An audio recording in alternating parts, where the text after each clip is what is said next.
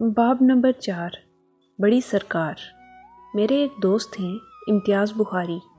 ان کا چہرہ بارادری ہے، اتنا چوڑا اور اس میں محرابیں ہی محرابیں۔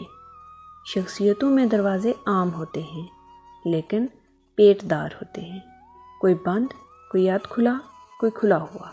کچھ شخصیتیں ازلی طور پر چہروں پر دری ہوتی ہیں، ایسی شخصیت کو پنجابی میں کھلی ڈلی کہتے ہیں۔ امتیاز بخاری کھلا ڈلا ہے۔ ایک بار وہ مجھ سے ملا تو اس کے ہاتھ میں ایک منی تسبیح تھی۔ ارے یہ کیا ہے؟ میں نے حیرت سے پوچھا۔ کہنے لگا، کیوں اسے کیا ہے؟ میں نے کہا، یہ ایسے ہے جیسے راگ میں بے بر جت سر لگی ہے۔ کہنے لگا، بے بر جت سر کیا ہے؟ میں نے کہا، کچھ سریں ایسی ہیں جو راگ کے تاثر کو ابھارتی ہیں، جو بار بار لگائی جاتی ہیں۔ کچھ ایسی ہوتی ہیں جو راگ کے منافی ہوتی ہیں، اس لیے ممنوع ہوتی ہیں۔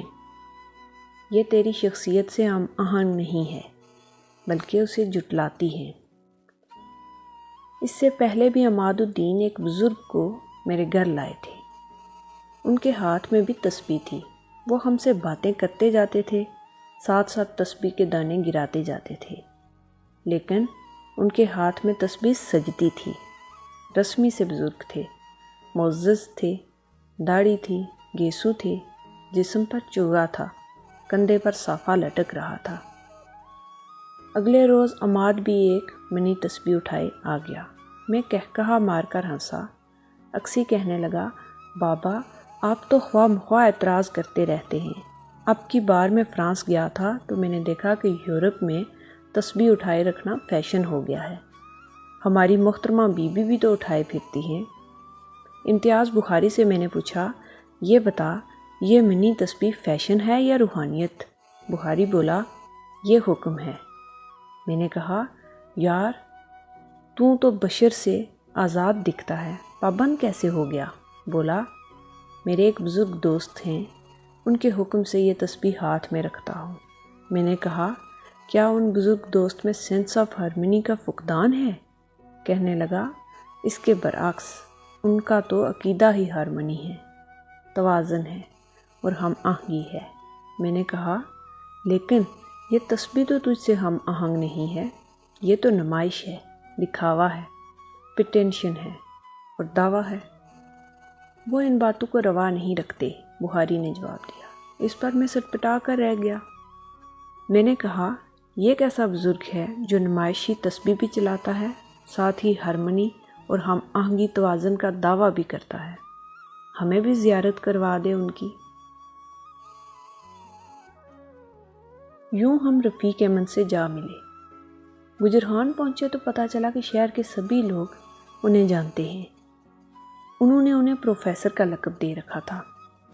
اس بات پر حیرت ہوئی، یہ کیسا بزرگ ہے جو سرکار قبلہ کی جگہ خود کو پروفیسر کہلواتا ہے۔ مکان میں داخل ہوئے تو دیکھا کہ ایک ادیر عمر مگر ینگش سا آدمی پلنگ پر بیٹھا ہے، سر ننگا، کلین شیو، کرتا شلوار، جیسے کوئی عام سا آدمی ہو۔ چہرے پر تحکم کی جگہ ذہانت ہے، جس کی دہار زیادہ ہی تیز تھی۔ گلے کے نچلے پردوں سے بات نہیں کرتا، بات میں روانی ہے، معززیت ہے، رک نہیں۔ میں نے کہا، آپ پروفیسر ہیں؟ بولے، پروفیسر تھا، پھر استعفیٰ دے دیا، اب اللہ کا نوکر ہوں۔ میں نے کہا، پہلے سرکار کے نوکر تھے، اب بڑی سرکار کے ہو گئے۔ ہنسنے لگے، بولے، ہاں۔ میں نے کہا، یہ سودا اچھا نہیں کیا آپ نے۔ بولے، وہ کیسے؟ میں نے کہا، بڑی سرکار تنخواہ دینے میں بڑی حسیس ہے۔ ہنسے یوں جیسے عام آدمی ہنستے ہیں۔ میں نے سوچا، یہ تو واقعی پروفیسر ہیں، بزرگی کوئی نہیں ہے۔ پھر میں نے انہیں چھیڑا۔ میں نے پوچھا، آپ کو یہ مقام کیسے ملا جس پر آپ فائز ہیں؟ بولے، عقل سے ملا۔ ارے، میں چونکا، بڑا غیر متوقع سا جواب تھا، لیکن جواب میں بلا کی خود اعتمادی تھی۔ میں نے کہا، حضور، ہم تو عقل کو راستے کی رکاوٹ سمجھتے ہیں۔ آپ غلط سمجھتے ہیں، وہ بولے۔ پھر انہوں نے قرآن پڑھنا شروع کر دیا۔ وہ حلق کے نچلے پردوں سے قرآن نہیں پڑھ رہے تھے جیسے کہ قاری پڑھنے کے عادی ہوتے ہیں، وہ تو یوں قرآن پڑھ رہے تھے جیسے قرآن نہیں بلکہ کسی عرب شاعر کا کلام پڑھ رہے ہوں، بلکہ یوں جیسے اللہ تعالیٰ سے خود باتیں کر رہے ہوں، ساتھ ساتھ ترجمہ بھی کرتے جاتے تھے۔ تقریباً 2 گھنٹے پروفیسر ہمیں قرآن سے اقتباسات سناتے رہے۔ لب لباب کچھ ایسا تھا کہ لوگو دیکھو، بار بار دیکھو، سوچو، بار بار سوچو، غور کرو، فکر کرو، آنکھیں بند کر کے ایمان نہ لاؤ۔ اللہ نے تمہیں عقل دی ہے، اپنی عقل سے کام لو۔ پہلے بات کو تولو، آزماؤ۔ اگر تمہارے دلوں میں شکوک پیدا ہوتے ہیں تو کوئی حرج نہیں، جو شکوک ذہن میں آتے ہیں ان پر غور کرو، جو آلٹرنیشنز ذہن میں آتی ہیں انہیں باری باری آزماؤ، پھر تم جان لو گے کہ جو ہم کہتے ہیں وہی سچ ہے۔ یہ باتیں سن کر حیرت ہوئی، یہ کیسا اللہ ہے؟ ایک طرف تو اس کے حکم کے بغیر پتہ نہیں ہل سکتا، دوسری طرف حکم دیتا ہے کہ اگر کوئی ایمان نہیں لاتا تو نہ صحیح اسے مجبور نہ کرو۔ بہرحال پروفیسر نے ہمیں عقل کی پکی سڑک پر ڈال دیا۔ 4 دن تو میں پروفیسر کی باتوں پر غٹ رہا، پھر شکوک نے سر اٹھا لیا۔ کیا دل کی کوئی اہمیت نہیں؟ وجدان کی کوئی حیثیت نہیں؟ کیا اللہ کے اتنے بڑے عاشق جو گزرے ہیں، محمد صلی اللہ علیہ وسلم کے پروانے، صوفی، فقیر، قلندر، کیا ان کا کوئی مقام نہیں؟ میں پھر ڈب جل کے کھانے لگا۔ میں نے مسعود قریشی سے بات کی، اس نے کہکہا لگایا، تمسخر بڑا کہکہا۔ مسعود ایک عجیب و غریب قسم کی شخصیت ہے، 12 مسالے قسم کی چیز ہے۔ اس میں مختلف اور متضاد قسم کی خصوصیات ہیں، مثلاً اس میں عقل بھی ہے، جذبہ بھی ہے، ایمان بھی ہے، کفر بھی ہے، فکر بھی ہے، بے فکری بھی ہے، وہ مثبت بھی ہے، منفی بھی ہے۔ حیرت کی بات ہے کہ ان تضادات کے باوجود اس کی شخصیت میں ایک ہم آہنگی ہے، ہارمنی ہے۔ مسعود کہکہا مار کر ہنسا، بولا، مفتی تو بڑا کنفیوزڈ آدمی ہے، تو سمجھتا ہے کہ اللہ برانچ لائن ہے۔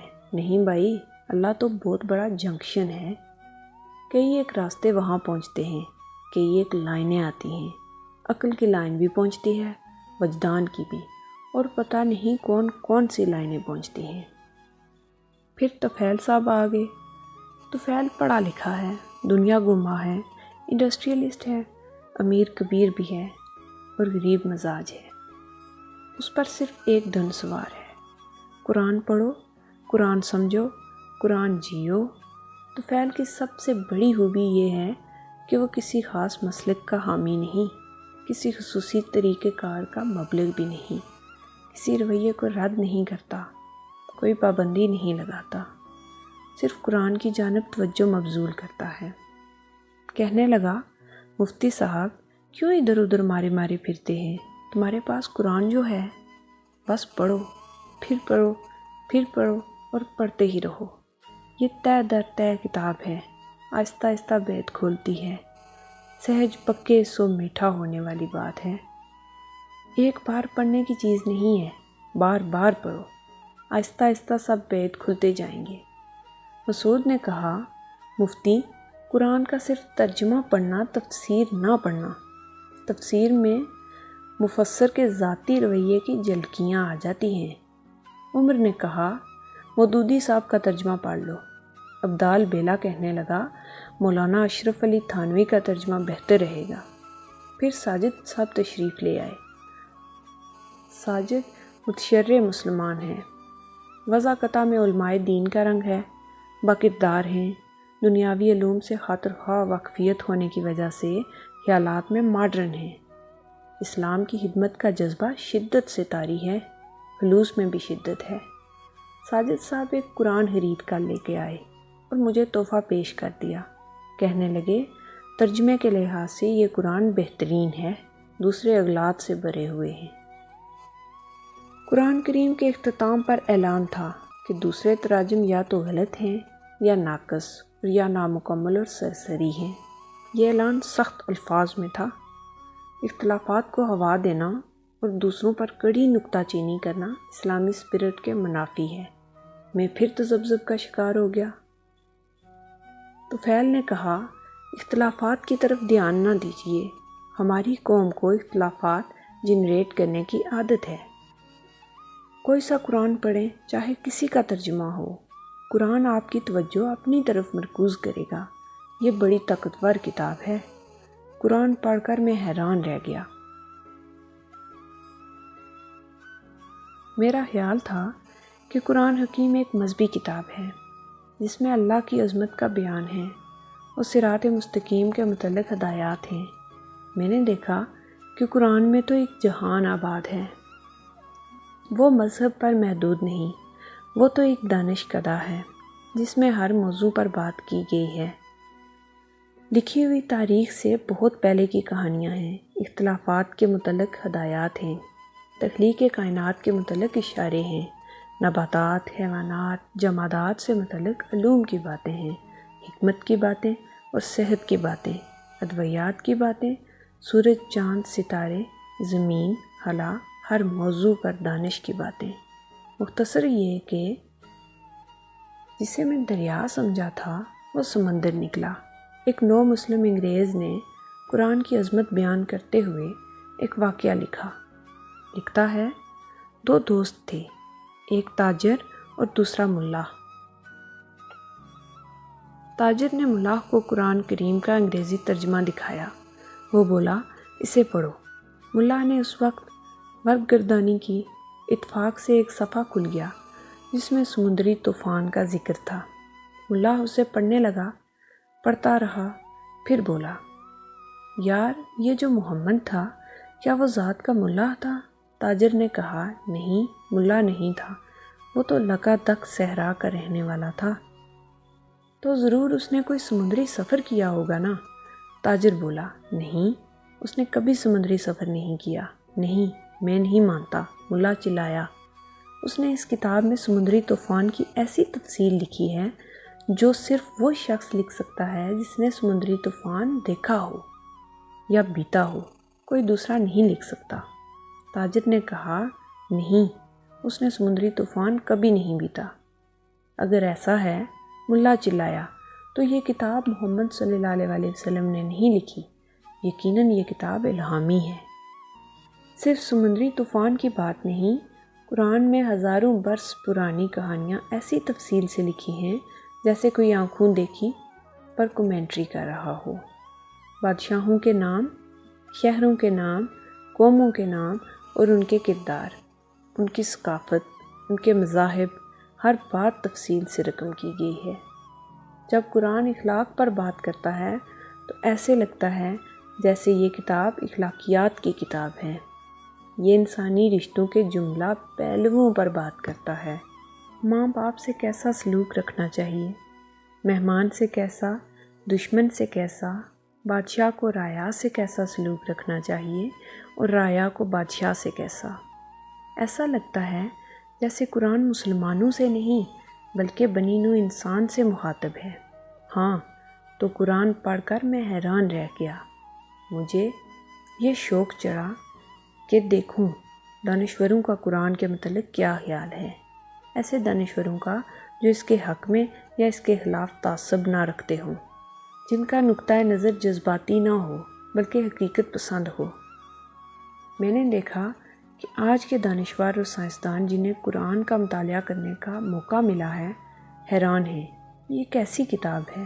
ایسی کتاب تو کبھی دیکھنے میں نہ آئی۔ ویسے تو 1400 سال پرانی ہے، لیکن اس میں کوئی ایسی بات نہیں جو پرانی محسوس ہو، کوئی ایسی بات نہیں جس کے بارے میں کہا جا سکے کہ یہ بات پرانے زمانوں میں صحیح مانی جاتی تھی۔ اس کتاب کا انداز اور رخ تازہ اور شگفتہ ہے اور آج کی سائنسی معلومات سے ہم آہنگ بھی ہے۔ قرآن کی دوسری حیران کن بات یہ ہے کہ اس کا انداز تخمانہ نہیں۔ عام طور پر مذہبی کتابیں حکم چلاتی ہیں کہ لوگو یہ کرو، خبردار وہ نہ کرنا، یوں کرو وہ نہ کرنا۔ جو ہم کہہ رہے ہیں اس پر سچے دل سے ایمان لے آؤ، خبردار دل میں شک پیدا نہ کرنا، حجت نہ کرنا۔ ہم جو کہتے ہیں کہ یہ سچ ہے تو پھر شک و شبے کا کیا مطلب؟ بس تم پر فرض ہے کہ اسے سچ مانو۔ محقق اور سائنسدان اس بات پر متفق ہیں کہ قرآن کا انداز اتھارٹیرین نہیں، وہ سوچ بچار، عقل یا فکر سے منع نہیں کرتا۔ قرآن کا بات کرنے کا انداز دوسری مذہبی کتابوں سے سراسر مختلف ہے۔ مثلاً قرآن کہتا ہے اچھا تو تم اسے سچ نہیں مانتے، تو پھر تم ہی سوچو کہ سچ کیا ہے۔ اگر تم نہیں جانتے تو ان لوگوں سے مشورہ کرو جو جانتے ہیں۔ اگر تم اس کتاب کو سچ نہیں مانتے تو ضرور اس میں غلطیاں ہوں گی، تضادات بھی ہوں گے، یعنی ایسی باتیں جو ایک دوسرے کو جھٹلائیں۔ تم اس کتاب میں غلطیاں تلاش کرو، لیکن تم ایک غلطی بھی تلاش نہیں کر سکو گے۔ آج کے سائنسدان قرآن کے اس رویے پر حیران ہیں، کیونکہ یہ وہ رویہ ہے جو سائنسدانوں نے اپنا رکھا ہے۔ سائنسدان گیری ملر کا کہنا ہے کہ قرآن کا رویہ حقیقی رویہ ہے۔ اسے آج کے سائنسدان فالسیفیکیشن ٹیسٹ کہتے ہیں۔ آج اگر کوئی سائنسدان نئی تھیوری پیش کرتا ہے تو دوسرے سائنسدان کہتے ہیں میاں ہمارا وقت ضائع نہ کرو، ہاں اگر تمہارے پاس اس تھیوری کا فالسیفیکیشن ٹیسٹ موجود ہے تو اور بات ہے، اس صورت میں ہم تمہاری تھیوری پر غور و فکر کر سکتے ہیں۔ فالسیفیکیشن ٹیسٹ کا مطلب ہے کہ نئی تھیوری کو غلط ثابت کرنے کا طریقہ۔ قرآن فالسیفیکیشن ٹیسٹ پیش کرتا ہے۔ قرآن کہتا ہے اس کتاب کو جھوٹا ثابت کرنا چاہتے ہو تو کوئی ایک غلطی ڈھونڈ نکالو، یا کوئی دو ایسی باتیں ڈھونڈ نکالو جو ایک دوسرے کو جھٹلاتی ہوں۔ چلو قرآن جیسی 4 آیتیں ہی لکھ دو۔ صاحبو، ہم سمجھتے ہیں کہ حضور صلی اللہ علیہ وسلم کا زمانہ جہالت کا زمانہ تھا۔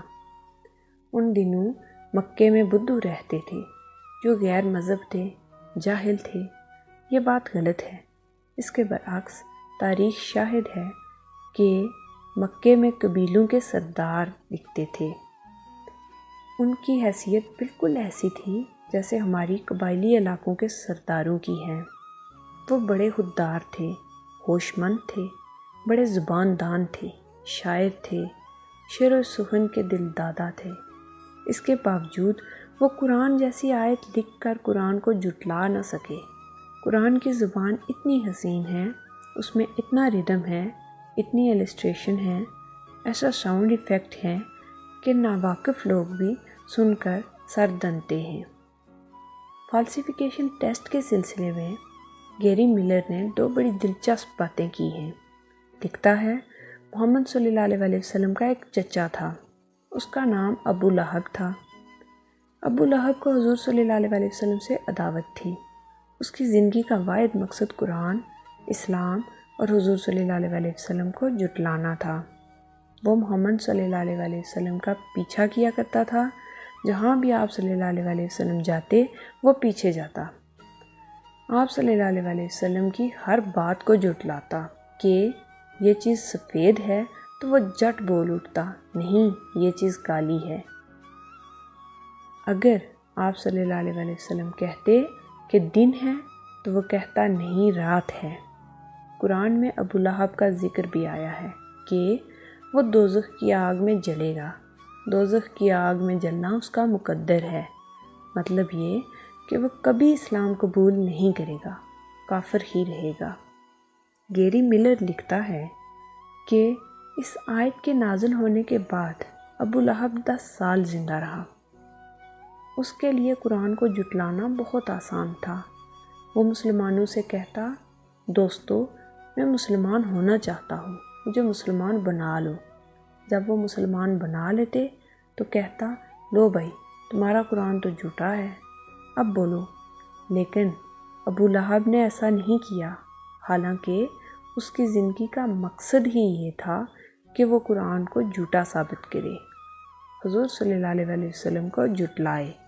گیری ملر ایسی ہی ایک اور مثال دیتا ہے، لکھتا ہے، قوموں کی حیثیت سے انسانی رشتوں کا ذکر کرتے ہوئے قرآن کہتا ہے کہ بحیثیت قوم یہودیوں کی نسبت عیسائی مسلمانوں سے بہتر سلوک روا رکھیں گے، لیکن یہودیوں کے لیے قرآن کو جھٹلانا بڑا آسان کام تھا۔ یہودی مسلمانوں سے میل جول بڑھاتے، ان سے ہمدردی کا اظہار بھی کرتے، انہیں اپناتے، پھر کہتے، مسلمانوں تمہارا قرآن تو غلط ہے۔ چونکہ ہم مسلمانوں سے عیسائیوں کی نسبت بہتر تعلقات کے حامل ہیں، لیکن یہودیوں نے ایسا نہیں کیا، اور لگتا ہے کہ مستقبل میں بھی ایسا نہیں کریں گے۔ گیری ملر نے تو بڑی رواداری سے بات کی ہے۔ حقیقت یہ ہے کہ یہودیوں کا مسلمانوں سے جو رویہ ہے وہ قرآن کو جھٹلانے کی بجائے اس کے دعوے کو شدت سے تقویت دیتا ہے۔ قرآن پڑھنے سے پہلے میں حیران ہوا کرتا تھا کہ یہ کیسی کتاب ہے کہ ہر فرقہ وار اپنے نظریات کے جواز کے لیے قرآن کا حوالہ دیتا ہے، حالانکہ اس کے نظریات مختلف یا متضاد ہوتے ہیں۔ عقل و شعور کو ماننے والے بھی قرآن کا حوالہ دیتے ہیں، جذبے اور وجدان کو ماننے والے بھی قرآن کا حوالہ دیتے ہیں۔ تنگ خیال کٹر مسلمان بھی اپنے مسلک کا جواز قرآن سے اخذ کرتے ہیں، وسعت قلب کو ماننے والے بھی قرآن کو کوٹ کرتے ہیں۔ پرانی بات ہے، ان دنوں میں سرکاری میڈیا کے ایک محکمے میں کام کرتا تھا۔ اوپر سے حکم آتا کہ قرآن سے فلاں بات کے جواز کے لیے آیت تلاش کرو، اور حکومت کے فلاں اقدام کے حق میں اسکرپٹ لکھ کر اسے نشر کرو۔ حکم موصول ہونے پر ہم مولوی صاحب کو بلا بھیجتے، جو میڈیا کے سٹاف پر تھے۔ مولوی صاحب بغیر کسی تردد کے آیت ڈھونڈ کر مجھے اس کا ترجمہ لکھا دیتے اور میں اسکرپٹ لکھ دیتا۔ ان دنوں مجھے کبھی احساس نہ ہوا کہ ہم قرآن کو استعمال کر رہے ہیں اور لاجک کے اصولوں کی خلاف ورزی کر رہے ہیں۔ پریمیسز سے نتیجہ نہیں نکالتے، بلکہ نتیجے کے لیے پریمیسز تلاش کرتے ہیں۔ اسے لاجک میں کارٹ بیفور دا ہارس کہتے ہیں، یعنی الٹی گنگا بہنا۔ پاکستان بننے سے پہلے کی بات ہے، پاکستان بننے سے پہلے کی بات ہے۔ پاکستان بننے کے بعد تو اسلام کو استعمال کرنے کا ایک طوفان امڑ آیا۔ آمر نے اپنی آمریت کو مستحکم کرنے کے لیے اسلام کو استعمال کیا۔ بی بی جمہوریت نے اپنی عظمت قائم کرنے کے لیے اسلام کے نعرے لگائے۔ سیاستیوں نے اپنے ذاتی مفادات حاصل کرنے کے لیے اسلام کو بھرتا۔ مذہبی لیڈروں نے اپنی اہمیت حاصل کرنے کے لیے اسلامی روپ دھارا۔ مولوی اور علماء دین کو خیر ہمیشہ سے ہی اپنی اہمیت جتانے کے لیے، اپنی اتھارٹی چلانے کے لیے اسلام کو استعمال کرنا تھا، اور غالب گمان ہے کہ کرتے رہیں گے۔ میں نے اپنے دوست احمد بشیر سے پوچھا، یار تو اتنا بڑا اور سینئر صحافی ہے، یہ بتا کیا تو نے کبھی اسلام کی خدمت بھی کی ہے؟ اس سلسلے میں تیری کیا کنٹریبیوشن ہے؟ بولا، میں نے اسلام کی بڑی خدمت کی ہے، مسلسل کی ہے اور کر رہا ہوں۔ وہ کیسے؟ میں نے پوچھا۔ بولا، اسلام پر میرا بڑا احسان ہے کہ میں نے کبھی اسلام کو استعمال نہیں کیا، اپنے ذاتی مفاد کے لیے، نہ اپنی تحریر کو تقویت دینے کے لیے۔ اس سے بڑی خدمت اور کیا ہوگی؟ بے شک، میں نے جواب دیا، یہ بہت بڑی خدمت ہے صاحبو۔ اب تو اسلام کو استعمال کرنے کی رسم اس قدر عام ہو چکی ہے کہ ہمیں احساس ہی نہیں رہا کہ یہ کبھی فعل ہے، بالکل ایسے جیسے رشوت لینا عام ہو چکا ہے، اور ہم نے اسے لیگلائز بھی کر لیا ہے۔ سیاسی پارٹیاں کھلم کھلا اسلام کے نام کو استعمال کر رہی ہیں۔ گزشتہ 46 سال میں کسی اسلامی پارٹی نے کسی الیکشن میں قابل ذکر کامیابی حاصل نہیں کی، الٹا ان کے رویے نے پڑھے لکھے لوگوں کے دلوں پر نفاذ اسلام کی دہشت طاری کر دی ہے۔ کئی بار ایسا ہوتا ہے کہ جب ٹی وی کا کیمرہ ارکان اسمبلی کو پین کرتا ہے تو چلتے چلتے دفعتاً ایک کونے میں ایک غیر از معمول منظر سامنے آتا ہے۔ کچھ ایسے لوگ نظر آتے ہیں جن کے لباس، انداز، طور طریقے بالکل مختلف ہوتے ہیں۔ ناظر کو ایک دھچکا لگتا ہے، اسمبلی میں یہ ایلینز کہاں سے آ گئے؟ مجھے حیرت ہے یہ لوگ اسمبلی میں کس امید پر بیٹھے ہیں؟ پھر یہ بھی ہے کہ جس جمہوریت کی یہ خدمت کر رہے ہیں اس کا رنگ غیر اسلامی ہے۔ آج کل اخباروں میں مدیر کے نام خطوط کے کالم میں ایسے خطوط شائع ہو رہے ہیں جن کا عنوان کچھ اس قسم کا ہوتا ہے کہ میں نے اسلامی پارٹیوں کو ووٹ کیوں نہ دیا، کیوں نہ دوں گا۔ مثال کے طور پر ایک انگریزی روزنامے میں ایسی ہی نوعیت کا خط 1 دسمبر کو شائع ہوا تھا، جس کا لب لباب میں اپنے لفظوں میں شائع کرتا ہوں۔ عذارا کرم اپنے اخبار میں اشاعت کر کے قارئین کو بتا دیجئے کہ میں نے مذہبی پارٹیوں کو ووٹ دینے سے کیوں انکار کیا۔ انکار اس لیے کیا کہ انہوں نے اسلام کو الیکشن ایشو بنا رکھا تھا۔ اس طرح انہوں نے اسلام کو ایک مسئلہ بنا دیا ہے۔ میں اسے تسلیم نہیں کرتا۔ اسلام نہ تو الیکشن ایشو ہے اور نہ بحث طلب مسئلہ ہے۔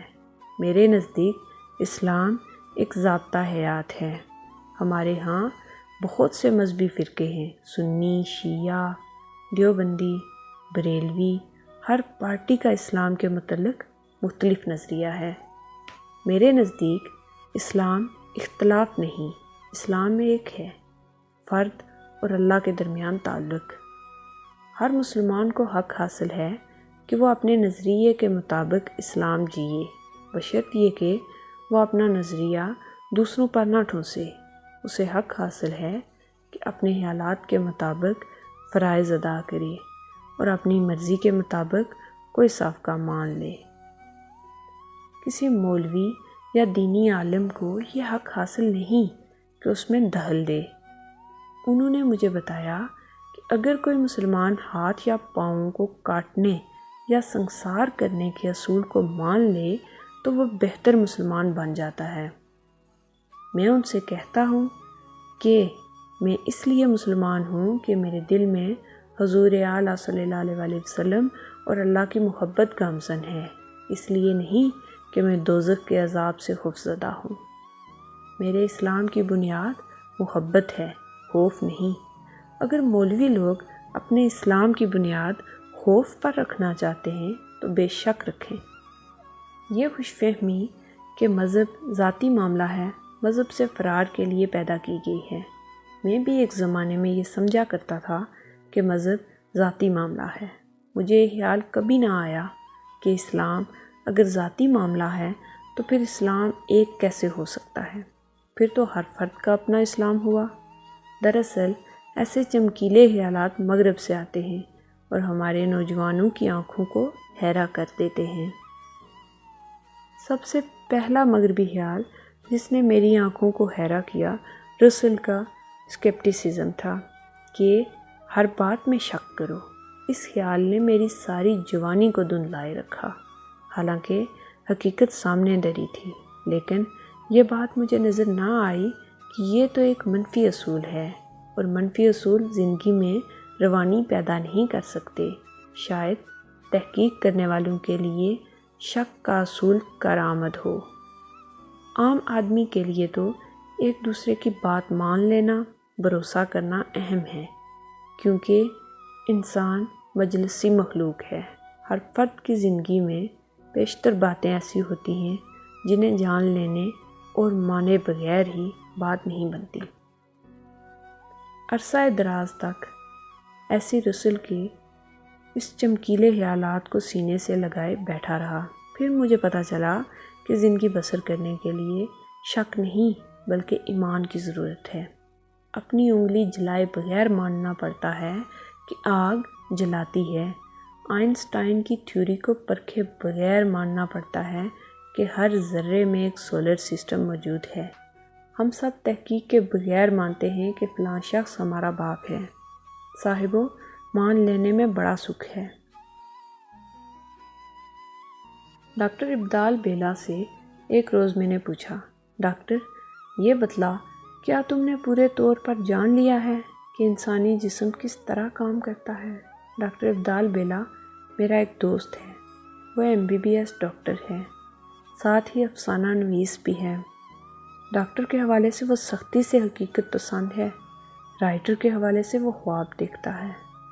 دیکھنے میں خالص جسمی ہے، اونچا لمبا، پٹھے ہی پٹھے، مونچھ ہی مونچھ، باہر جسم ہی جسم، اندر سوچیں ہی سوچیں، اندر باہر کو جھٹلاتا ہے، باہر اندر کو، خیال میں ماڈرن ہی ماڈرن، جذبات میں ٹریڈیشن ہی ٹریڈیشن، ایک طرفہ تماشا ہے۔ میں نے پوچھا، بتاؤ ڈاکٹر، کیا تم working of the human body کو پوری طور پر سمجھتے ہو؟ اس نے سر نفی میں ہلا دیا، بولا بالکل نہیں۔ میں نے کہا، کیا تمام ڈاکٹر جانتے ہیں کہ وہ نہیں جانتے؟ وہ کہا مار کر ہنسا۔ میں نے کہا، بیلا، سیانے کہتے ہیں کہ جاننے کے حوالے سے دنیا میں 4 قسم کے لوگ ہیں، وہ جو جانتے ہیں اور جانتے ہیں کہ وہ جانتے ہیں، دوسرے وہ جو جانتے ہیں اور نہیں جانتے کہ وہ جانتے ہیں، تیسرے وہ جو نہیں جانتے اور جانتے ہیں کہ نہیں جانتے، چوتھے وہ جو نہیں جانتے اور نہیں جانتے کہ وہ نہیں جانتے۔ بولو بیلا، میں نے کہا، تم ڈاکٹروں کو کس کیٹیگری میں رکھتے ہو؟ مجھے نہیں معلوم، وہ بولا، میں تو صرف ایک بات جانتا ہوں کہ اگر میں صاحب اختیار ہوتا تو حکم دیتا کہ میڈیکل کتابوں کے ہر صفحے کے اوپر جعلی حروف میں لکھ دو کہ ابھی ہم ہیومن باڈی کے اسرار و رموز کو پورے طور پر نہیں سمجھے، اور ہر ڈاکٹر پر عائد کر دیتا کہ وہ اپنے کمرے میں یہ جملہ جعلی حروف میں لکھ کر دیوار پر ٹانک دے تاکہ یہ حقیقت ہر وقت اس کے ذہن میں رہے۔ میں نے کہا، اچھا یہ بتاؤ کہ اگر تم جسم کے اسرار و رموز سے واقف نہیں تو علاج معالجہ کیسے کرتے ہو؟ کہنے لگا، اندازے لگاتے ہیں۔ پرانے حکیم بھی تو اندازے لگایا کرتے تھے۔ میں نے کہا، تمہارے اور ان کے اندازوں میں بڑا فرق ہے۔ بولا، وہ کیسے؟ میں نے کہا، ان کے اندازے انٹیوشن کے زور پر ہوتے تھے، تمہارے اندازے مشینی ٹیسٹوں کے زور پر ہوتے ہیں۔ صاحبو، ہم نے اس حقیقت کو آج تک نہیں مانا کہ جتنا علم، جتنی دانش آج ہمارے پاس ہے، سب انٹیوشن سے آئے ہیں۔ انٹیوشن کیا ہے؟ علم و دانش کا قطرہ قطرہ جو اللہ میاں انسانی ذہن میں ٹپکاتا رہتا ہے۔ سیانے کہتے ہیں کہ تمام ڈسکوری، تمام انوینشن کی پشت پر انٹیوشن کار فرما ہے۔ سب سے پہلے انکشافات شاعروں کے ذریعے اتارے جاتے ہیں، پھر محققوں کو عطا کیے جاتے ہیں۔ انٹیوشن در حقیقت وہی ہے، قطرہ قطرہ ہو تو انٹیوشن، دارا ہو تو وہی، ترسیل انڈائریکٹ ہو تو انٹیوشن، ڈائریکٹ ہو تو وہی، سمندر ہو تو قرآن حکیم۔ کہتے ہیں پرانے زمانے میں ایک قبیلہ سمندر سے بہت فاصلے پر آباد تھا، انہوں نے کبھی سمندر نہیں دیکھا تھا۔ یہ لوگ پانی کو انٹاؤ کہتے تھے۔ اس قبیلے کے ایک شخص سفر پر گیا تو اتفاقاً سمندر دیکھ آیا۔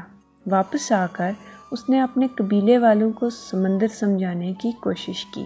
بولا، انٹاؤ، آؤ آؤ آؤ آؤ، یعنی پانی ہی پانی، پانی ہی پانی، پانی ہی پانی۔ ایسے ہی قرآن علم و دانش کا ایک سمندر ہے۔ قرآن حکیم منفی اصولوں کا پرچار نہیں کرتا، یہ نہیں کہتا کہ شک کرو، بلکہ کہتا ہے کہ دیکھو، غور سے دیکھو، سمجھنے کی کوشش کرو، پھر کوشش کرو، پھر کوشش کرو۔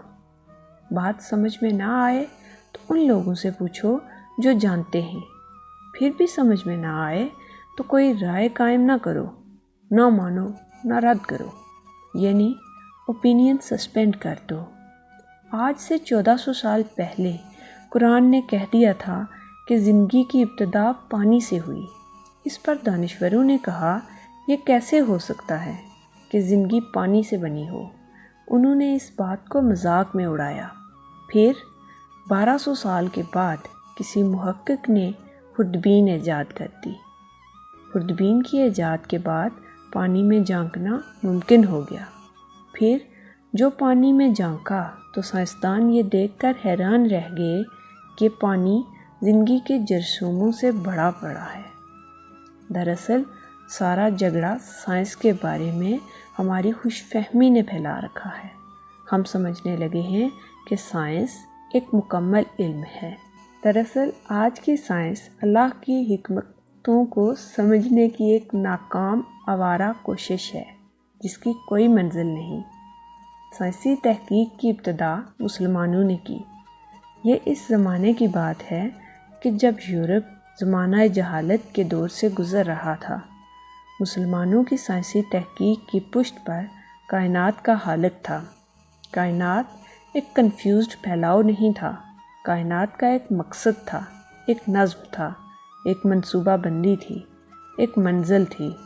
مسلمان سائنسدانوں کی تحریروں میں قرآن کریم کے حوالے ملتے ہیں۔ پھر بدقسمتی سے مسلمانوں کی توجہ کائناتی فکر سے ہٹ کر دینی مشاغل تک محدود ہو گئی۔ یوں سائنسی تحقیق یورپین محققوں کے ہاتھوں میں چلی گئی۔ یورپی محققوں میں خلوص ہے، صلاحیت ہے، ڈیووشن ہے، سبھی کچھ ہے، صرف ایک کمی ہے۔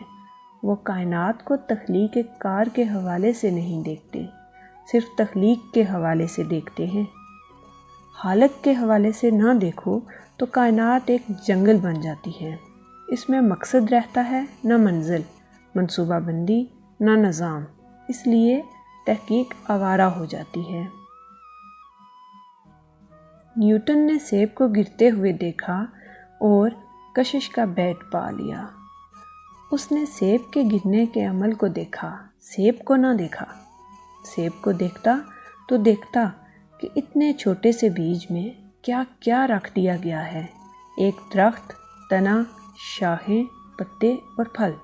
سیب کو دیکھتا تو دیکھتا کہ درخت پر پھل جب تک کچا ہوتا ہے سبز رنگ کا ہوتا ہے، سبز پتوں میں چھپا رہتا ہے۔ جب پک جاتا ہے، کھانے کے قابل ہو جاتا ہے تو رنگ بدل جاتا ہے، لال ہو جاتا ہے تاکہ نظر آئے۔ پھر وہ ہر راہگیر کی توجہ اپنی جانب مبذول کراتا ہے۔ آؤ مجھے توڑو، کھاؤ، میری غایت کھائے جانا ہے۔ میں انسان کی خوراک بننے کے لیے پیدا کیا گیا ہوں۔ قرآن کہتا ہے کہ لوگو، ہم نے یہ تمام قوتیں، نعمتیں تمہارے لیے بکھیر رکھی ہیں تاکہ تم انہیں مسخر کرو اور اپنے استعمال میں لاؤ۔ یہ کائنات تمہارے لیے ہے، تم اشرف المخلوقات ہو۔ سبحان اللہ۔ اللہ نے انسان کو کیا مقام دے رکھا ہے۔ کبھی کسی راہبر نے ہمیں آواز دے کر نہیں کہا کہ لوگو ہوش کرو، کیا کر رہے ہو، اس شرف کا خیال کرو جو اللہ نے تمہیں دے رکھا ہے۔ صاحبو، مجھ سے تو جو راہبر ملتا ہے یہی کہتا ہے کہ تم غلیظ ہو، گناہگار ہو، ناپاک ہو۔ سال میں ایک مرتبہ محلے کی مسجد سے چند بزرگ اصحاب تشریف لاتے ہیں۔ وہ میرے گھر کا دروازہ بجاتے ہیں۔ میں باہر آتا ہوں تو کہتے ہیں، بھائی صاحب آپ نماز پڑھا کریں۔ بہت بہتر جناب، میں جواب دیتا ہوں۔ آپ بجا فرماتے ہیں، لیکن میں بھی آپ کی خدمت میں ایک عرض کرنا چاہتا ہوں۔ وہ پوچھتے ہیں، جی فرمائیے۔ میں کہتا ہوں، عالیجا نماز کی فرضیت بصر و چشم، لیکن کبھی آ کر یہ بھی کہیے کہ پڑوسی سے اچھے تعلقات قائم کیجیے، محلے والوں کی خدمت کیجیے۔ کبھی کہیے کہ بانٹ کر کھائیے، بانٹ کر کھانے سے چیز حلال ہوتی ہے۔ عالیجا کبھی کسی داڑھی والے کا دروازہ کھٹکھٹا کر پوچھیے، جناب آپ نے جو داڑھی رکھی ہے کیا آپ اس کی لاج پال رہے ہیں؟ آپ نے دکان کو مال سے بھر لیا ہے یا خالی دکان پر بورڈ لگا رکھا ہے؟ صاحبو، میں علماء دین کی عزت کرتا ہوں، میں انہیں علی مرتبت سمجھتا ہوں، چونکہ وہ ہمارے راہب ہیں، اس لیے ان پر بھاری ذمہ داری عائد ہوتی ہے۔ مجھے ان سے شکایت ہے۔ شکایت انہی سے کی جاتی ہے جو بڑے ہوں، صاحب اقتدار ہوں، جن سے ہم نے امیدیں استوار کی ہوں۔ مجھے ان سے شکایت ہے کہ انہوں نے آج تک سنجیدگی سے نہیں سوچا کہ ان کی تبلیغ کا کیا رخ ہونا چاہیے۔ انہوں نے دور ماضی کو سنجیدگی سے سمجھنے کی کوشش نہیں کی۔ وہ سمجھتے ہیں کہ دور حاضرہ راستے سے بھٹکا ہوا دور ہے، ملحد ہے، رائندہ درگاہ ہے، اس لیے لائق توجہ نہیں، حالانکہ یہی وہ مقام ہے جہاں تبلیغ کی ضرورت ہے۔ انہوں نے کبھی نہیں سوچا کہ کس انداز سے بات کی جائے کہ دور حاضرہ پر اثر رکھے۔ انہوں نے کبھی نہیں جانا کہ ان کا مقابلہ میڈیا سے ہے، ڈش اینٹینا سے ہے، آوارہ، بے مقصد، بے منزل سائنس سے ہے۔ میرے دوست اشفاق احمد کا کہنا ہے، مولوی قابل احترام ہیں، اس لیے کہ انہوں نے اسلام کی بڑی خدمت کی ہے۔ سالہ سال سے وہ مسجدوں کو آباد کیے ہوئے ہیں، سالہ سال سے وہ بروقت اذان دے کر مسلمانوں کو یاد دلاتے ہیں کہ آؤ اللہ کے حضور سر بسجود ہونے کا وقت ہے۔ اشفاق احمد کا کہنا ہے کہ مولویوں نے اسلام کو زندہ رکھا ہے۔ اشفاق احمد کی بات ایک حد تک درست ہے۔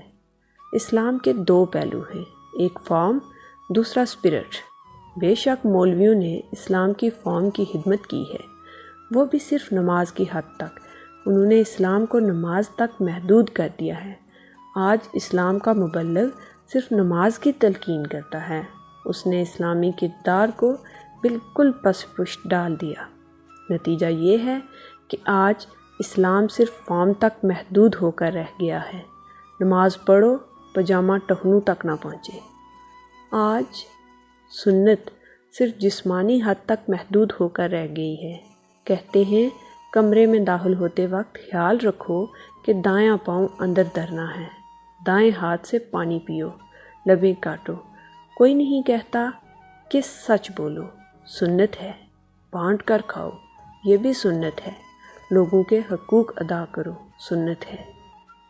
مولوی نے خدمت کے نقطۂ نظر سے مسجد کو آباد نہیں رکھا، بلکہ اپنی امامت قائم کرنے کے لیے آباد رکھا ہے۔ مولوی نے نماز کا پرچار اس لیے کیا کہ نماز کے پرچار سے مولوی کی ذاتی اہمیت وابستہ ہے۔ مولوی آج بھی دیہات پر حکومت کر رہے ہیں۔ مولوی نے اسلام کو زندہ نہیں رکھا، بلکہ اس سمندر کو چوبچا بنا دیا۔ اسلام کو زندہ صوفیوں نے رکھا، اولیاء کرام نے رکھا، خود اس نے رکھا جس نے قرآن کی حفاظت کا ذمہ اٹھایا ہے۔ مبلغ کہتے ہیں کہ نماز قائم کرو تو کردار خود بخود قائم ہو جاتا ہے۔ ممکن ہے کچھ نمازیوں میں ہو جاتا ہو، بیشتر نمازی محروم ہی رہتے ہیں۔ ہمارے مبلغ کہتے ہیں کہ نماز کا اس لیے حکم دیا گیا ہے کہ وہ ہمیں برائیوں سے بچاتی ہے، حفظان صحت ہے۔ میری دانست میں اللہ کے حکم کو ریشنلائز کرنا، اس میں مصلحتیں تلاش کرنا حکم کے لفظ کی توہین کے مترادف ہے۔ نماز قائم کرو اس لیے کہ اللہ کا حکم ہے، بس اس کے بعد بات کرنے کی گنجائش بھی نہ ہو۔ قدرت اللہ شہاب کی بیگم ڈاکٹر عفت لندن کے ایک ہوٹل میں بیٹھی تھی۔ اسی ٹیبل پر ایک فوجی افسر وردی پہنے بیٹھا تھا۔ فوجی افسر نے ڈاکٹر عفت سے پوچھا، لیڈی آپ مسلمان ہیں؟ الحمدللہ، ڈاکٹر عفت نے کہا۔ فوجی بولا، کیا میں آپ سے ایک بات پوچھ سکتا ہوں؟ پوچھئے، ڈاکٹر عفت نے کہا۔ فوجی بولا، آپ سور کا گوشت کیوں نہیں کھاتی؟ عفت نے کہا، میرے اللہ کا حکم ہے کہ مت کھاؤ، اس لیے نہیں کھاتی۔ فوجی بولا، اس حکم کے پیچھے کیا دلیل ہے؟ عفت نے کہا، آپ فوجی ہو کر حکم کے مفہوم کو نہیں جانتے، حکم کی عظمت کو نہیں جانتے۔ حکم دلیل اور مصلحت سے بے نیاز ہوتا ہے۔